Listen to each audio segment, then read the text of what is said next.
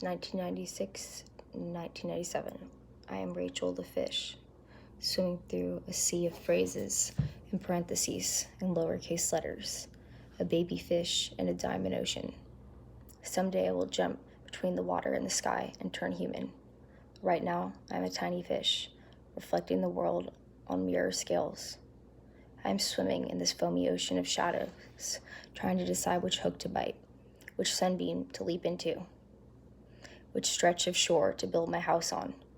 I am stuck below the real world in my flickering sea, and I am learning to be human. You learn from the bones here. I am swimming through the enormous white bleached rib cage of my grandfather. His skin and his eyes and his coughing have been devoured by water. But there is an echo of him on the thin white bones. It makes me frightened to swim down here with the ghosts of my family. I see their faces above the water, looking down on me, and I can even hear the threads of their voices. But as they stare down at me, my image is broken by their reflections, and like narcissists, they stir up there and talk to the pieces of themselves they think they see in me. It scares me to be among these bubbling voices. They are wondering why the last little youngest fish of the family is having so much trouble picking which Ivy League college to surface at, and making the decision to be a preppy kid who does her math homework and doesn't sneak off to smoke at lunchtime. Sometimes I just like the feeling of the water. I know when I go up there, the sunshine is going to burn my fins off and make me walk in line with the rest of the world. I like the ocean because it is three-dimensional. I can travel between schools of faces instead of checking in and out in a narrow line. I am especially friendly with hermit crabs. They fascinate me because they hide all of their vulnerabilities in their shells. I have never known how to find a shell and then stay in it. I tend to wander out of the grotto when the sharks are attacking, just to see what all the fuss is about. I hide my vulnerabilities by dancing around them in the water and changing my shape so that I am never one thing for too long. But I like to watch the cautious hermit crabs, and I respect them for their sensibility and their discipline.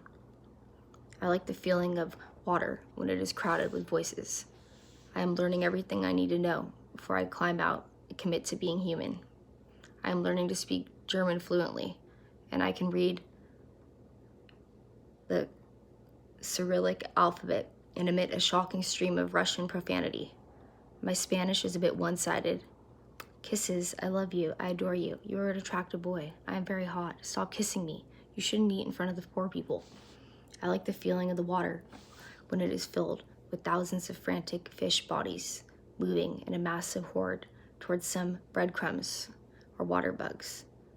Before I climb out dripping on the shore, make a decision about whether I will ever be married, I am going to learn about all the different ways to love people. I started by reading books. I eat books for dinner. I am a book-eating fish.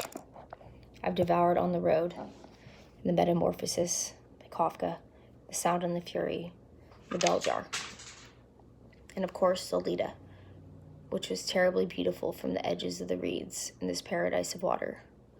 Books are the best things to feed little fish if you want them to grow into interesting humans. I like to watch the water bugs skid along the surface above me. It seems unfair that it should be so easy for them. Their bodies are light and empty, and it is nothing to them to fly up into the sky or crawl along the trunk of a tree. The sunlight doesn't burn them like it burns me. They slide easily out of the water and become human. Sometimes I'm jealous of the water bugs, but then I remember that their limbs are so light because they haven't eaten as many books as I have. They have not given themselves hopelessly to anything.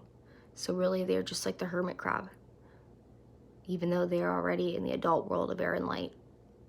I have a little time left before my scales fall off, so I paint my toenails turquoise and my fingernails gold, pull my socks up to cover my scraped shins. I clip plastic baby barrettes into blonde hair, which I cut myself.